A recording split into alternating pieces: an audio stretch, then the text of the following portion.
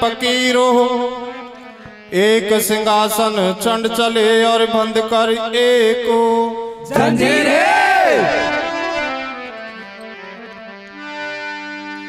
अब राम नाम रटते रहो तज माया अभिमानो, कब हो तो तारण हार के तो भनक पड़ेगी। कौन है? अब स्वर्ग लोक में इंद्र ने सब देव लिए बुलवाए, और भक्त चंद भूपाल ने एक दीनों यज्ञ रचाए।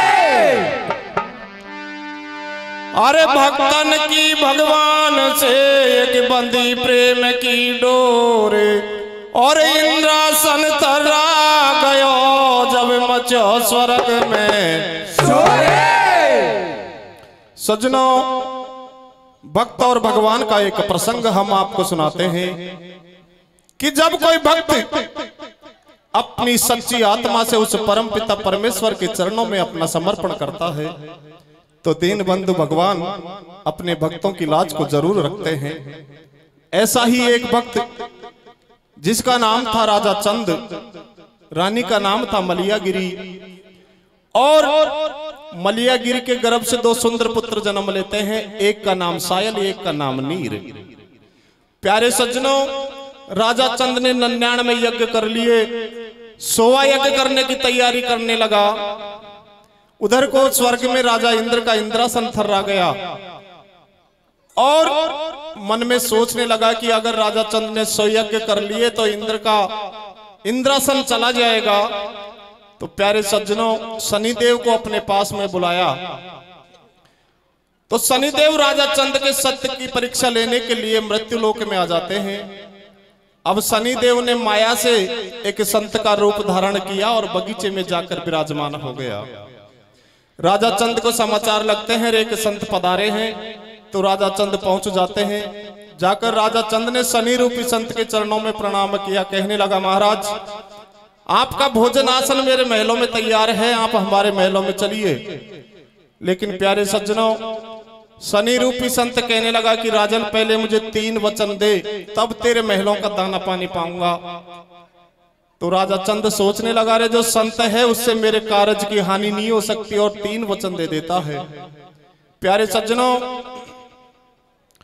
शनिदेव कहने लगा कि राजन तुम अपनी रानी मलियागिरी को लेकर के आओ, पालकी में बिठा करके मुझे अपने महलों में ले चलो, तब जाकर के तेरे महलों का दाना पानी पाऊंगा। प्यारे सज्जनों, रानी मलियागिरी के गर्भ से अभी साहिल और नीर ने जन्म लिया था। राजा चंद सारी बात बताता है, लेकिन रानी कहती है कि प्राणनाथ, भले से मेरे प्राण चले जाए लेकिन आपके धर्म को नहीं जाने दूंगी। और राजा चंद और मलियागिरी उस शनि रूपी संत को एक पालकी में बिठाकर महलों में ले आते हैं। अब शनिदेव कहने लगा कि राजा मेरा दूसरा वचन यह है कि आज के बाद में तेरा सारा राजपाट, धन दौलत, माल खजाना मेरा है, और मैं तुम्हें आदेश देता हूं कि फकीरी का बाना धारण करो और मेरे देश को छोड़ करके निकल जाओ।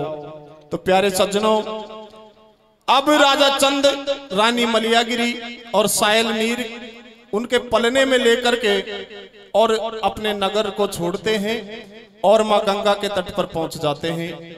मां गंगा के तट पर पहुंचकर राजा चंद रानी से कहने लगा, रानी तुम यही मां गंगा के तट पर इंतजार करो, मैं सायल और नीर के पलने को मां गंगा के दूसरी पार उतार करके आता हूं।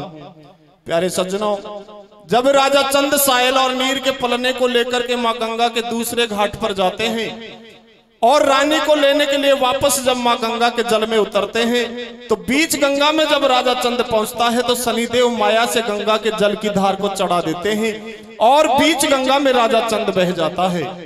अब मां गंगा के एक तट पर 2 दिन के सायल और नीर और दूसरे तट पर रानी मलियागिरी तड़पती रह जाती है और बीच गंगा में राजा चंद बह जाता है। लेकिन भगवान कन्हैया कैसे अपने भक्तों की लाज को रखते हैं, आप हमारी कविता के माध्यम से सुने। सुना लो भैया।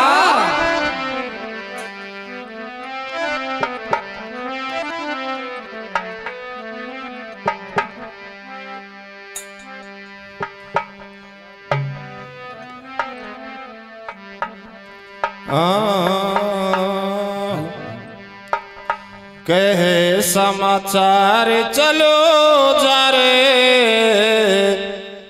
भाई संत द्वार पे आया के समाचार चलो जा रे भाई संत द्वार पे आया के समाचार चलो जा रे भाई संत द्वार पे आया समाचार चलो जा रे भाई संत द्वार पे आया ओ बाबा बैठो बीच तख्त पे राजा पहुँचो ठीक भगत पे बाबा बैठो बीच तख्त पे राजा पहुँचो ठीक भगत पे ओ बाबा बैठो बीच तख्त पे राजा पहुँचो ठीक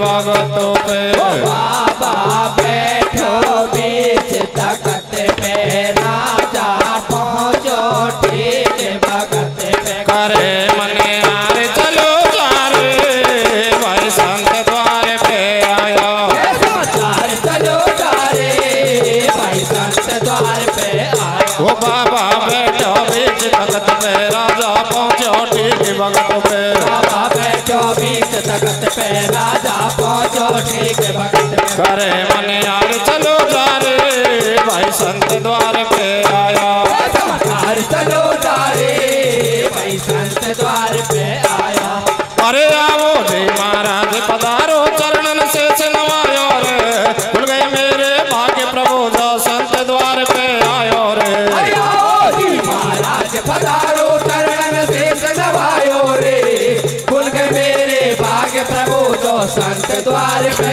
आयो रे अरे पहले वचन भरो तुम राजा पीछे भोजन पाओ रे जो न माने बातें हमारे दर से भूखो जाओ रे अरे पहले वचन भरो तुम राजा पीछे भोजन पाऊं रे जो न मानो बातें हमारी घर से भूखो जाऊं रे अरे चंद सूरज टले जगत में टले धरा महतारे उपचंद को वचन टले ना मानो बातें हमारी अरे तीन वचन ले लिया संत ने फिर नौ कम सुनायो एक पाल के संग मलिया करे रानी तुरंत बुलावो अरे धर कंधे पे चलो पाल की मैं करूँ यश बारे ऐसे धर्म बचे राजा ने मन में बात विचारी अरे रानी 2 दिन का जापा में अट कर रहे संत बुढ़ापा में रानी 2 दिन का जापा में हट पड़ रहे संत बुढ़ापा में अरे रानी मलिया अगर सुन प्यारे बाबा जी ने पर ले पाड़ी राजा ने वेद दियो सारो मेरा धर्म कटे लग जाए काड़ो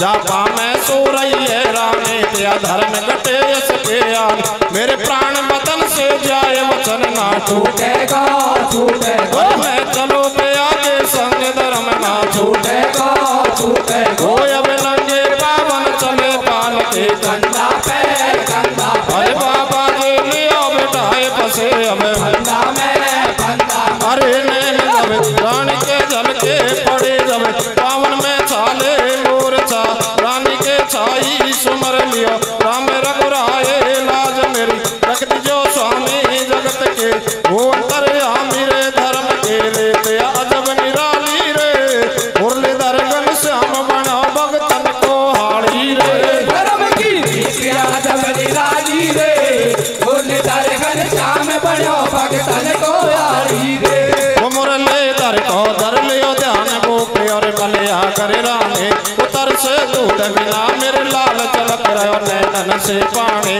कोयल के भर भर रोवे नार मुंड पे बैठो बाबा जी पूरे ते सत्य धर्म में राम सत्य में मथुरा और काशी संत को आसन दियो लगाए बैठ गयो बाबा तपदारी ओ जी मौसा महाराज लगा दे भोजन की ताड़ी वो पहले वचन भरो भूपाल पाओ जब राणिया पानी वो राजे हो गयो राजा चंद संत से नहीं राजहानी अरे सतमत छोड़े पीर सोर मां सत छोड़ा पत जावे राणे मलिया गिर के संग राजा को कम सुनावे सारो राज पाट धन माल खजाना मेरा रे। अरे किधर ले बेस फकीरे देश निकालो तेरा रे। ओ सारो राजपाट धनवान खजाना मेरो रे। अरे किधर ले बेस फकीरी देश निकालो तेरो रे। अरे बेस फकीरे दार चले मेलन से चारा प्राणी रे। लोयनगढ़ से राम आज मेरा उठ गया दाना पानी रे। सायल नीर लिया गोदे में चल दिए राजा रानी रे। बड़ा जेठ के पड़े दोपहर में रानी चले उगानी रे। कैसे सत डिगे राजा को शनि देव ने सोचे रे। कर्ण परीक्षा चलो भूत के बन गया बूढ़ो मोची रे। अरे कंध पे झोले बातरा दस जा बोले मोचड़े पहन दऊ राजा रानी के। 2 दिन को जा पालो ना मैं तो से देला बनी को है बिकट के लार। पैदल चलता चलता पाँव बड़े ले गोद डोरी में पैदल चलता चलता पाँव बड़े ले गोद डोरी में पैदल चलता चलता पाँव बड़े ले गोद डोरी में। अरे चाहे फूल मिले या सोल बात न सोचे रे। मैं सदके खातिर से कटा लाऊं मोती रे। फूल मिले या सोल बात न सोचे रे। मैं सदके खातिर शेष कटा लाऊं मोती। अरे चाहे फूल मिले या सोल बात न सोचे रे। मैं सदके खातिर से कटा लाऊं मोती रे।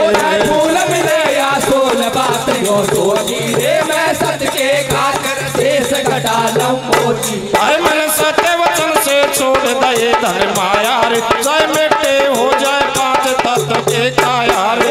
सत्य वचन से छोड़ दही धन माया रे। यार बेटे हो जाए 5 तत्व की काया रे। अरे सत मत छोड़े वीर सोर माँ सत छोड़ा तेरो पत जाए। सत के बांधे मात लाक्ष में फिर मिलेंगे निश्चय आए। चलते चलते भूप चंद गंगा के तट पहुँचो जाए। संग में रानी है मलयाग सायल नीरक गोद उठाए। कैसे पार करे गंगा को राजा रानी करे विचार। सुनो प्रिय तुम रुको यहीं पर सायल नीर करो मैं पार। धरो पालनो जब माता पे उतर चलो गंगा की धार। पहली पार पहुँच गयो राजा दियो पालनो जाए उतार। वापस उतर चलो गंगा में शनि देव ने जाल रचाई। यथा गंग के कर लई धारा राजा पशु भंवर में जाए। यथा गंग के कर लई धारा। एक तेर पे रानी रोबे एक तेर पे बेटा। मध्य बीच में भूप चंद को ले गयो काल लपेटा। बेड़ी होडलो गड़े रानी दे रही हेला रे। अरे कमरेरो बिछड़ गयो वर तार बिछड़ गए लाला रे। होडलो गड़ी रानी दे रही हेला रे। अरे कमरेरो बिछड़ गयो वर तार बिछड़ गए लाला रे। अरे एक तेर पे रानी रोबे एक तेर पे बेटा। मध्य बीच में भूप चंद को ले गयो काल लपेटा। बेड़े ओडलो गड़े रानी दे रही लारे। अरे मेरो डूब गयो वर तार में चढ़ गए लाला रे। ओडलो गड़े रानी दे रही लारे। अरे मेरो डूब गयो वर तार में चढ़ गए लाला रे। भैया तो सज्जनों माँ गंगा के एक तट पर रानी मलयागिरी तड़पती रह जाती है और दूसरे तट पर 2 दिन के सायल नीर एक पलने में भूख प्यास से तड़पते रह जाते हैं और राजा चंद माँ गंगा के जल में बह जाता है। प्यारे सज्जनों उधर को राजा चंद बहता बहता जाता है और उस नगरी का एक धोबी कपड़े धोने के लिए माँ गंगा के तट पर आता है। राजा चंद को माँ गंगा के जल से बाहर निकाला। पूछने लगा रे भाई तू कौन है? माँ गंगा के जल में कैसे डूब गया? तो प्यारे सज्जनों राजा चंद अपना भेद नहीं देता लेकिन धोबी से कहने लगा कि भाई तेरे घर का दाना पानी नहीं खा सकता, कोई काम धंधा बताई दे। तो प्यारे सज्जनों कहते हैं राजा चंद उस नगरी के ढोर चराने का काम करता है लेकिन अपने सत्य और धर्म को नहीं छोड़ता। उधर के 2 दिन के सायल नीर जब उस पलने में भूख और प्यास से तड़पते हैं तो तो भगवान कन्हैया की प्रेरणा से चंपापुर नगरी का राजा धर्मपाल, जो रिश्ते में सायल और नीर का खास मामा लगता था, शिकार खेलता खेलता उसी माँ गंगा के तट पर पहुंच गया। और जब उस सोने पलने में दो छोटे बच्चे दिखाई दिए, राजा के मन में दया और ममता उत्पन्न हो गई। सायल नीर को अपनी गोद में ले लिया, 3 आवाज लगाई लेकिन कोई उत्तर नहीं मिलता। तो सायल नीर के साथ में उस पलने को लेकर के और राजा धर्मपाल अपनी नगरी चंपापुर में पहुंच गया और अपने महलों में वैसे ही लालन पालन करने लगा जैसे अपने पुत्रों का करता है। लेकिन प्यारे सज्जनों, राजा धर्मपाल इस बात को नहीं जानता था कि ये मेरी खास माजाई बहन के पुत्र हैं, मेरे ही भांजा लगते हैं। और उधर को रानी मलयागिरी माँ गंगा के दूसरे तट पर रोते रोते अचेत हो गई, कहने लगी, रे भगवान गोविंद, मैंने कभी जीवन में कोई पाप कर्म नहीं किया, कभी अपने मन से, कर्म से, वचन से हमेशा पति के चरणों का ध्यान किया है, लेकिन आज मेरा कौन सा जन्म का पाप उदय हो गया कि मेरे आंखों के देखे मेरे पति माँ गंगा के जल में डूब गए। अरे 2 दिन के सायल और नीर मुझसे बिछड़ गए और गंगा के दूसरे तट पर वो भूख से बिलखते होंगे, मैं अपनी आंचल का दूध अपने लाल को कैसे पिलाऊं। प्यारे सज्जनों, माँ गंगा के तट पर रानी मलयागिरी भगवान कन्हैया को याद करते करते अचेत हो जाती है। तो उसी समय उस नगरी से एक प्रजापत भाई मिट्टी खोदने के लिए माँ गंगा के तट पर आ जाता है। और जब उस प्रजापत ने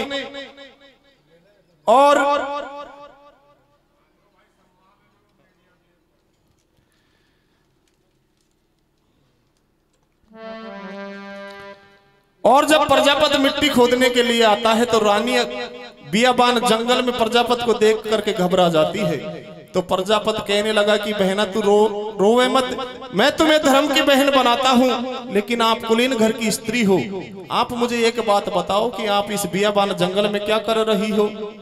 इस बात को सुनकर रानी के दोनों नैनों से नीर की धार बहने लगी। रोते रोते कहने लगी, रे भाई तुझे क्या बताऊं, अरे मेरा पति तो माँ गंगा के जल में डूब गया, मेरे साइल और नीर भी मुझसे बिछड़ गए, अब मैं क्या करूं। तो प्यारे सज्जनों, प्रजापत रानी को धीर बंधवा करके अपनी धर्म की बहन बना करके अपने साथ अपने घर पे ले आता है। अब धीरे धीरे समय व्यतीत होता है और कुछ समय के बाद में उस नगरी में एक बंजारा अपनी बालद को लेकर के पहुंच जाता है। अब प्रजापत उस बंजारे की चौकी पर पानी भरने के लिए जाता है। प्यारे सज्जनों, एक दिन अपनी धर्म की बहन और अपने घरवाली को भी वो प्रजापत उस बंजारे के डेरे पर ले जाता है पानी भरने के लिए। लेकिन जब बंजारे ने और रानी को देखा तो उसके रूप को देख करके मोहित हो गया और उस प्रजापत की घरवाली को सोने की 8 मोहर देकर के लालच में ले लिया और वो अपनी धर्म की ननद को और उस बंजारे के डेरे पर छोड़ देती है। प्यारे सज्जनों, उधर को बंजारा मद में चूर होकर के रानी से अनीति की बात करने लगा। तो रानी 3 कदम पीछे हट गई और बंजारा से कहने लगी कि बंजारा, मैं पतिव्रता स्त्री हूं, अगर तुमने मुझे हाथ भी लगाया तो मैं तुम्हें श्राप दे दूंगी। प्यारे सज्जनों, इस बात को सुनकर के बंजारा 12 कदम पीछे हट गया और रानी से कहने लगा, रानी मैं तुझे 12 वर्ष की मोहलत देता हूं, अगर तेरा सत्य और तेरा धर्म इतना बड़ा है तो 12 वर्ष में तेरे पति और पुत्र तुझे मिल जाए तो ठीक, वरना 12 वर्ष के बाद में तुझे मैं अपनी बंजारी बना लूंगा।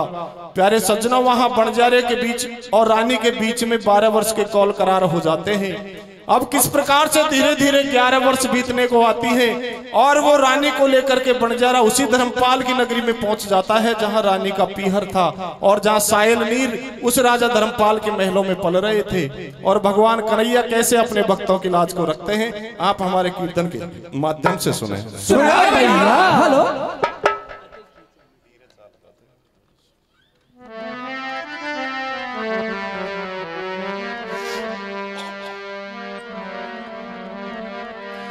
अरे माता की रोवे आत्मा बेहाल हुई बिन लाल, बैरन तो गंगा बन गई पिया को।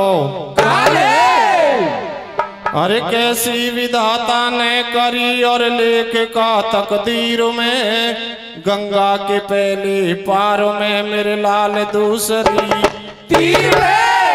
तो रानी क्या भाव लाती है कि मेरे दोनों बच्चे भूख से तड़पते होंगे कि माँ की करुणा आत्मा क्या कहती है रे? क्या कहती भैया?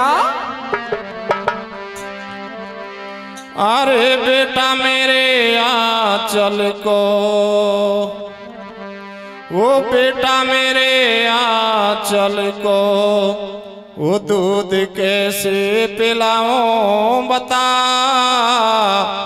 अरे गंगा में डूब गयो, छोड़ यद पर मैं तेरा पिता। बेटा मेरे आंचल को, दूध कैसे पिलाऊं बता। अरे गंगा में डूब गयो, छोड़ यद पर मैं तेरो पिता। अरे बेटा मेरे आंचल को, दूध कैसे पिलाओ बता। गंगा में डूब गयो, छोड़ यद पर मैं तेरा पिता। बेटा मेरे आंचल को, दूध कैसे पिलाऊं बता। अरे गंगा में डूब गयो, छोड़ यद पर मैं तेरो पिता। वो दूध अबला के आंचल में, और आंखों में है पानी। वो दूध अबला के आंचल में, और आंखों में है पानी। वो दूध अबला के आंचल में, और आंखों में है पानी।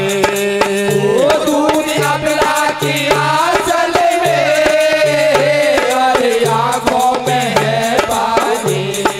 अरे देर कैसे करूं मन में, काली गिर गई अंधेरे घटा। अरे गंगा में डूब गयो, छोड़ यद पर मैं तेरा पिता। बेटा मेरे आंचल को, दूध कैसे पिलाऊं बता। अरे गंगा में डूब गयो, छोड़ यद पर मैं तेरो पिता। अरे प्रातः काल पर जापत एक गंगा के तट पे आयो रे, बड़ा धर्म के बहन संग रानी को घर पे लायो रे। काल पर जापत एक गंगा के तट पे आयो रे, बड़ा धर्म की बहन संग रानी को घर पे लायो रे। अरे प्रातः काल पर जापत एक गंगा के तट पे आयो रे, बड़ा धर्म के बहन संग रानी को घर पे लायो रे। काल पर जापत एक गंगा के तट पे आयो रे, बड़ा धर्म के बहन संग रानी को घर पे लायो रे। अरे भूप चंद को जब गंगा में डूबे जाए बचावे रे, अपने संग नगर में लायो राजा ढूर चरावे रे।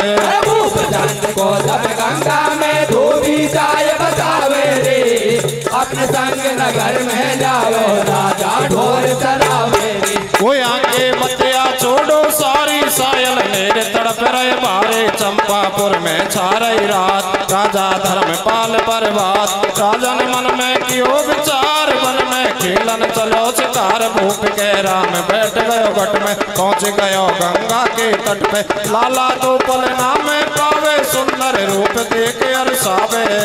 सोनी भर दई गोद गोद में उठा लिए दोनों सैया। रानी मलिया गिर को राजा है मां जायो भैया, तड़पे दूध बिना दो लाल कतई ना सोती में। हरे के राजा धर्मपाल ने लिया बाण जा गोदी में। ओ तड़पे दूध बिना दो लाल कतई ना सोती में। हरे के राजा धर्मपाल ने लिया बाण जा गोदी में। अरे रानी प्रजापत के घर राजा धोबी के मामा ने सायल नीर उठा लिया गोदी में।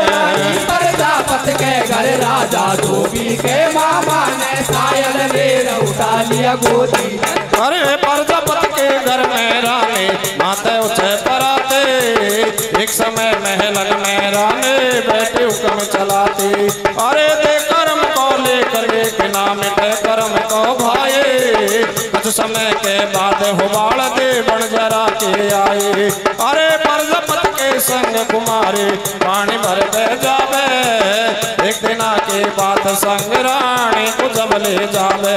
अरे सुंदर रूप बंजारो ललचायो कैसे नार बने घर वाले मन में मत उपायो अरे लगे इश्क के बुरे बीमारे साथी कह दो बात कुमारे लगे इश्क के बुरे बीमारे साथी कह दो बात कुमारे अरे सोने के दयाट मोर जब नार कुमारी ललचाए रानी ननद धर्म के पंचो जब डेरा पे छोड़ आए रात तेरे हाथ पकड़ जब बंजारों में तो बोले बंजारे बन मौज उड़ाई ले क्यों पानी भरते डोले अरे पर नारी से प्यार में पापे पापे तेरे चाहते ना कापे पर नारी से प्यार में पापे पापे तेरे चाहते नहीं कापे अरे मैं वर्ता नार छेड़ जाऊं बन जाऊं काले रे कंकाले तेरो पे जाऊं खून सटेटो डस लाऊं बन नागिन काले पापे बदकार तेने जुल्म गुजारी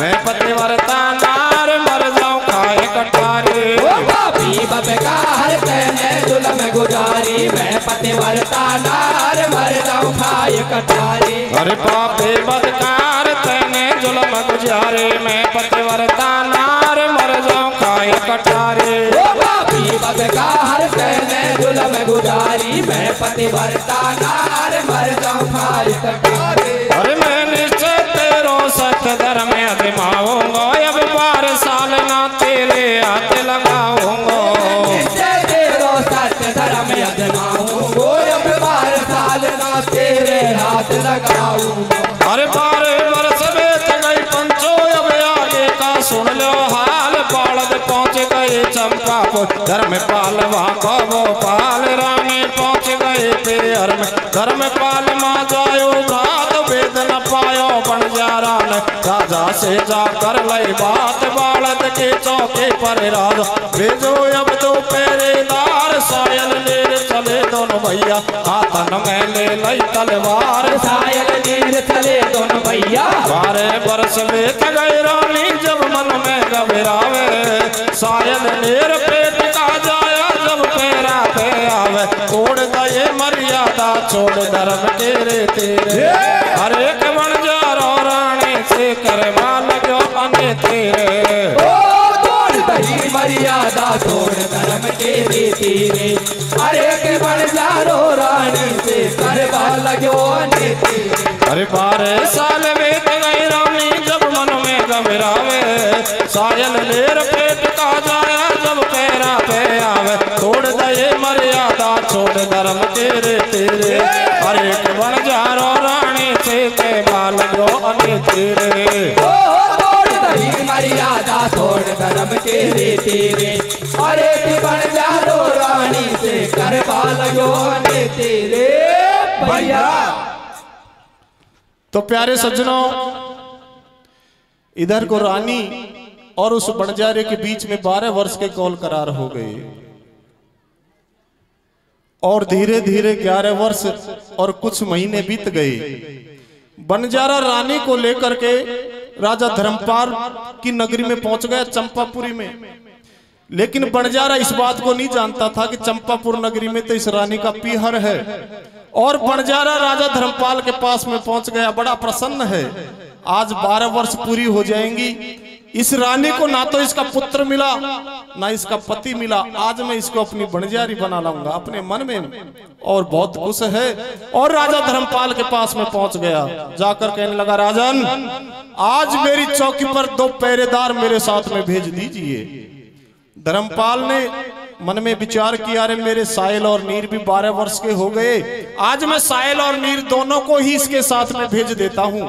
और प्यारे सज्जनों राजा धर्मपाल साहिल और नीर को उस बंजारे के साथ में उसके डेरे पर भेज देता है। अब दोनों अपने हाथों में तलवार लेकर के साहिल और नीर पहरेदार नियुक्त हो गए। और उस बंजारे के डेरे के अंदर रानी मलियागिरी जो शाम होने को आती है अपने मन में घबराती है, अरे गोविंद अरे कन्हैया आज रात को 12 वर्ष पूरी हो जाएंगी और इस दुष्ट से मेरा किया हुआ कौल करार भी पूरा हो जाएगा। हे कन्हैया मैं अब इस दुष्ट से अपनी लाज को कैसे बचाऊं। कन्हैया 12 वर्ष हो गए, अरे मेरा पुत्र भी मुझे नहीं मिले, मेरे पति भी मुझसे नहीं मिले, अब मैं वचनहार हो जाऊंगी तो मैं अपने धर्म को कैसे बचाऊंगी। उधर को प्यारे सजनों धीरे धीरे और घोर अंधेरी रात होने को आती है। बंजारा मद में चूर होकर के मन में प्रसन्न है, लेकिन उस सती का सतीत्व मन में याद करने लगी, रे कन्हैया आज इस बियाबान जंगल में और मेरी लाज को इस दुष्ट से कौन बचाएगा। और सत्य कहती हूँ गोविंद, अगर इस बियाबान जंगल में आज मेरी लाज चली गई ना, तो लाज मेरी नहीं तेरी जाएगी गोविंद, तेरी जाएगी। अरे इस दुष्ट से मेरी लाज को बचाओ। प्यारे सज्जनों दोनों हाथ जोड़कर कन्हैया से कहने लगी, रे गोविंद आज तक मैंने तो कोई पाप कर्म ही नहीं किया, हमेशा तेरे चरणों का ध्यान किया है। अरे मैं भी तो द्रौपदी की तरह सतीत्व है मेरा अटल है। हे गोविंद, हे कन्हैया मेरी लाज को बचाओ। हाथ जोड़कर कहने लगी, गोविंद नरसी की बात को भरा दिया, मीरा के जहर को अमृत बना दिया, अरे द्रौपदी को चीर को बढ़ा कर को लाज को बचा दिया, लेकिन आज इस बियाबान जंगल में मेरी भी तो लाज बचाओ कन्हैया। हाथ जोड़कर माँ पृथ्वी से कहने लगी, री मैया तू क्यों नहीं फट जाती। अरे माँ सीता को अपनी गोद में स्थान दे दिया, लेकिन मैं भी तो सीता के समान पवित्र हूँ। दोनों हाथ जोड़ करके और जब अपनी लाज को बचाने की गुहार करती है और इस पूरे संसार से आस निराश हो करके प्यारे सज्जनों जब अपनी आत्मा का समर्पण उस गोविंद के चरणों में किया, दोनों हाथ जोड़कर कहने लगी, रे गोविंद अब तो जैसा तू चाहे वैसा ही होगा। उसके रोम रोम से भगवान कन्हैया का नाम उच्चारण होने लगा। कहने लगी, श्री कृष्ण करुणा सिंधु दीन बंधु जगत पते गोपेश गोपिका कांत राधा कांत नमस्तुते। कन्हैया मेरी लाज को बचाओ, कन्हैया मेरी लाज को बचाओ। प्यारे सज्जनों इस करुण पुकार को जब सायल और नीर सुनते हैं तो सायल कहने लगा, रे भैया नीर मुझे ऐसा लगता है कि इस बंजारे के डेरे के अंदर कुछ गलत चीज है। तो प्यारे सज्जनों दोनों भाई जब डेरे के अंदर पहुंचते हैं तो उधर को तो रानी के रोम रोम से भगवान कन्हैया का नाम उच्चारित होता है, और उधर को वो दुष्ट बंजारा मद में चूर होकर के जब रानी से अनिति की बात कहने लगा तो सायल और नीर के तन बदन में क्रोध की अग्नि प्रज्वलित होती है और उस बंजारे के सिर और धड़ को अलग अलग कर देते हैं। जय हो। और सायल और नीर उससे कहने लगे कि मैया रोवे मत, चल तू हमारे साथ में हमारे महलों को चल। और सायल नीर अपनी मां मलियागिरी को लेकर के राजा धर्मपाल के पास में पहुंच गए, लेकिन अपनी मैया को पहचान नहीं पाते। 12 वर्ष के बाद में मिले, लेकिन राजा धर्मपाल जाते ही रानी मलियागिरी को पहचान गया, जाते ही अपनी बहन को अपने गले से लगा लिया। कहने लगा, री बहना मैंने तो तेरी शादी राजा चंद के साथ में की थी राजमहलों में, लेकिन तेरे हालात भिखारियों जैसे क्यों हो गए। रानी रोते रोते कहने लगी, भाई तुझे क्या बताऊं, अरे मेरा राम मुझसे रूठ गया और तेरो जीजा माँ गंगा के जल में डूब गया। और रोते रोते सारी राम कहानी कहती है। तो धर्मपाल सोचने लगा, रे मेरी बहन कहती है कि 12 वर्ष पहले एक पलने में इसके पुत्र रह गए, कहीं ये दोनों सायल नीर मेरी बहन के पुत्र तो नहीं। और उस पलने को लाकर के रानी के सामने रख देता है। लेकिन प्यारे सज्जनों जब उस पलने को रानी ने देखा तो उस पलने को रानी ने अपनी गोद में ले लिया, उस पलने को चूमने लगी। माँ की ममता होती ही ऐसी है। उस पलने को चूमने लगी, अपनी आंचल में छिपा लिया। रोते रोते कहने लगी, भाई अरे इसी में तो मेरे 2 दिन के सायल नीर मुझसे गंगा के घाट पर बिछड़ गए थे। तो धर्मपाल कहने लगा, बहना रो मत, ये दोनों कोई और नहीं, आज से 12 वर्ष पहले वो गंगा के तट पर मिले थे, तेरे ही पुत्र हैं। लेकिन सायल और नीर दोनों रानी मलियागिरी को मैया स्वीकार नहीं करते। प्यारे सज्जनों रानी मलियागिरी फिर भगवान कन्हैया से कहने लगी, रे गोविंद अब तक मेरी लाज को बचाया है, लेकिन आज मेरे पुत्र मुझसे मैया नहीं कहते। तो प्यारे सज्जनों उसी समय भगवान कन्हैया की प्रेरणा होती है और रानी के दोनों आंचलों से दूध की धार बहती है। एक नीर के मुंह में पहुंच गई और दूसरी धार सायल के मुंह में पहुंच गई, और दोनों भाई मैया मैया कहकर के अपनी मैया से जाकर लिपट गए। जय हो। प्यारे सज्जनों रानी को अपने पुत्र मिल जाते हैं, लेकिन राजा चंद अभी भी नहीं मिलता। वो उस नगरी में ढोर चराने का काम करता है, लेकिन सत्य को नहीं छोड़ता। शनिदेव सोचने लगा, रे बहुत दिन हो गए राजा चंद के सत्य को मैं मिटा नहीं सका। तो प्यारे सज्जनों एक दिन माया से और उस नगरी के सारे ढोर चोरी कर लेता है। चोरी का झूठा इल्जाम राजा चंद के ऊपर लगता है। राजा चंद को उस नगर के लोग पकड़ करके उसी धर्मपाल की सभा में पेश करते हैं, लेकिन वो अपने बहनोई को पहचान नहीं पाता। जब समय बिगड़ता है तो कोई किसी का नहीं होता। राजा चंद भी अपना भेद नहीं देता रे। जब मैंने किसी दिन आया था इस नगरी में, मैं दूल्हे बन करके आया और आज मेरा खास राजा धर्मपाल मुझे नहीं पहचान रहा और चोरी के झूठे इल्जाम में जेल में बंद कर देता है। प्यारे सज्जनों, कुछ समय बीतता है। एक दिन रानी मलियागिरी महल की छत के ऊपर बैठी हुई थी और उसी समय जेल में बैठा बैठा राजा चंद हीरा करने लगा। रे भगवान, तेरी कैसी माया है। एक दिन मैं इस नगरी में दूल्हे बन करके आया और आज मुझे चोरी के झूठे इल्जाम में जेल में बंद कर दिया। अरे एक दिन मैं लोयनगढ़ का राजा था, रानी मलियागिरी मेरी सुंदर स्त्री थी, साहिल नीर जैसे पुत्र थे, लेकिन भगवान तेरी कैसी माया है। प्यारे सज्जनों, इन्हें हेराहों को रानी मलियागिरी सुन लेती है तो किस प्रकार से, और वो अपने भाई से जाकर कहती है, तूने तो मेरे पति को अपनी जेल में बंद कर रखा है। तो प्यारे सज्जनों, हजारों कैदियों में रानी अपने धर्म से कैसे अपने पति को पहचानती है। भगवान कन्हैया वहां प्रकट होते हैं राजा चंद को और कैसे वैकुंठ धाम अपने चरणों का स्थान देते हैं भगवान कन्हैया। और वरदान में कहते हैं कि कोई वरदान मांग ले भक्त। तो राजा चंद कहने लगा, कन्हैया कलयुग में किसी भक्त की ऐसी परीक्षा मत लेना, तेरी कोई पूजा नहीं करेगा। तो सज्जनों, कैसे शनिदेव वहां से हार मान करके जाते हैं और कैसे सच्ची आत्मा के भक्त को भगवान उसके विश्वास को जरूर रखते हैं। आप हमारी कविता के माध्यम से सुनाए भैया।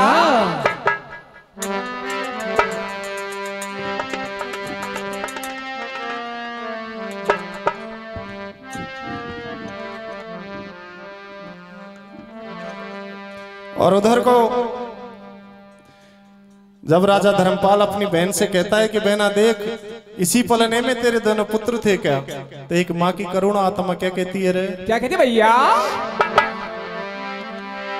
अरे भैया कियो सुने करे बतिया, वो बहना के कहाँ पे गई सदिया।